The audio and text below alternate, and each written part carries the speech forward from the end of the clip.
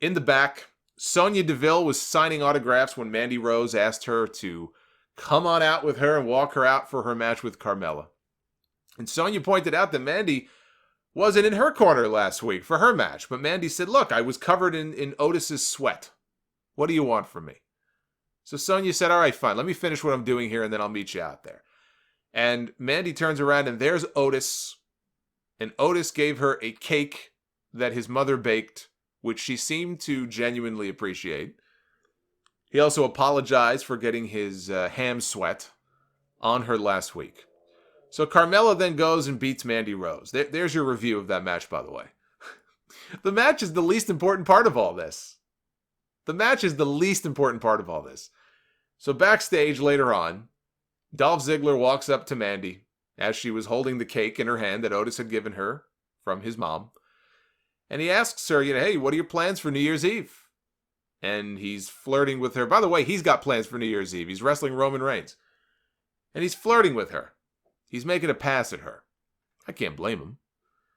So Ziggler, she says, oh, this is a cake from Otis. His mom baked it. And Ziggler says, here, let me see. And he takes the cake and he puts the cake gently on the floor and he steps on it with his brand new sneakers because he's an idiot. These were brand new sneakers that he was wearing. He steps on it. Gets cake shit all over his foot. That's what cakes are made of, by the way. Cake shit. Otis later on walks by. Apparently they have no janitors in the building. The cake is still smeared all over the floor. And poor Otis walks by and he sees the cake that his mother baked on the floor. That was heartbreaking. This was the most heartbreaking moment of the night. Second only to whatever the nonsense was they did with the start and stop with the Baron Corbin matches. That broke my heart too. This is, and I'm not joking when I say this. This is not a joke. This is not meant to be funny. This is the best storyline going on right now in all of WWE. Otis's obsession with Mandy dates back to last year when he was still in NXT. It was just something he started doing on his own, and he would gawk over her when she would post hot photos of herself on social media and stuff, and it was kind of creepy, but it was funny. He even dressed up like her in a Halloween Battle Royal at one of the NXT live events. If you dare to go find the photos of it, there are photos of this.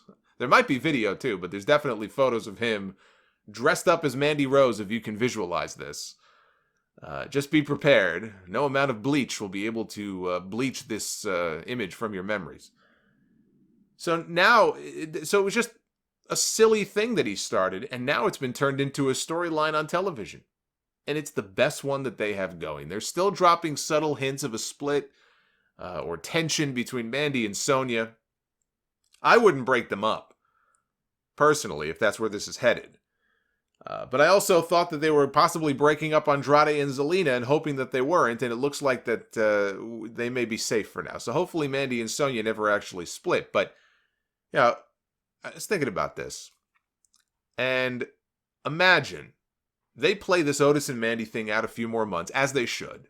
Take their time with it, play it out. She could even end up in the next few weeks being in Otis's corner, maybe next week.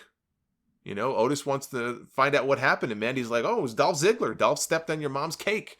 And that leads to a match on TV between Ziggler and Otis, and maybe Mandy is even in Otis's corner or something. You could do that too. But play this out for a few more months. Play the long game on this.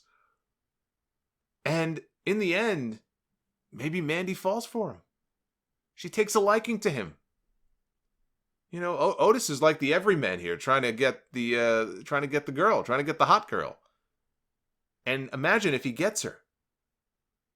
So then we have wedding bells. Because it's wrestling, so of course it has to lead to a wedding eventually. They're not going to have a long engagement. Let's say it leads to a wedding.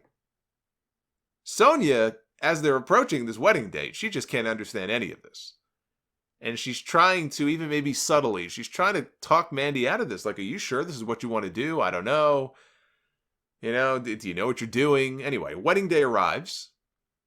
You got the priest or the judge or Eric Bischoff under a latex mask, whoever it is, officiating the ceremony. Announces that anyone who has any objections, speak now or forever hold your peace. And Sonya, the bridesmaid, Sonya comes forward. I can't let you do this. I can't hold my tongue. I can't let you do this.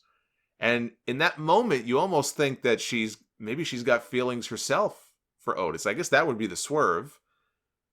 Yeah, but I said this to somebody online. I said, not everything has to be a giant swerve. Sometimes things just play out the way you expect them to, and it's fantastic. So in that moment, maybe you think she's got feelings for Otis, but instead she turns to Mandy and says, look, I can't stand by and watch this. I'm in love with you. She's in love with Mandy. I mean, they started teasing something on television months ago between these two that had overtones of this, and then they just sort of dropped it. So it's not like it wouldn't make any sense. You're just picking up with something they started months ago.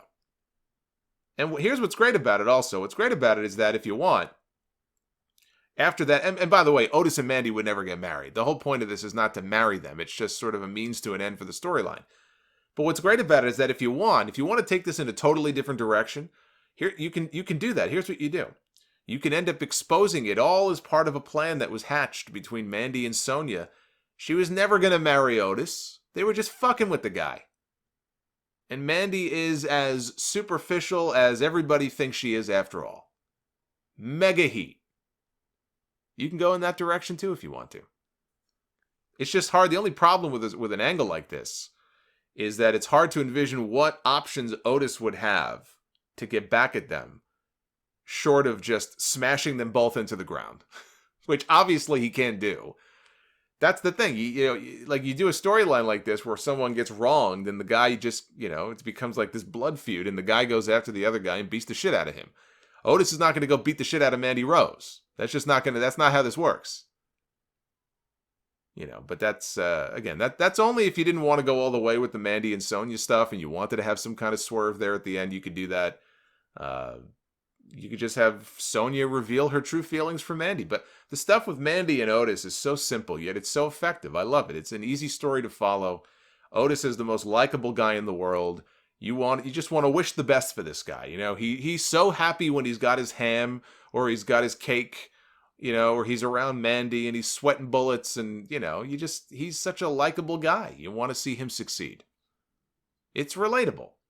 Otis is never going to be a world champion in WWE. The point of this is not to get Otis over as the guy who's going to beat Brock Lesnar or something like that. Although he is a very talented, athletic guy and very powerful. I don't see him ever going on to that level. But he's over. The people like him.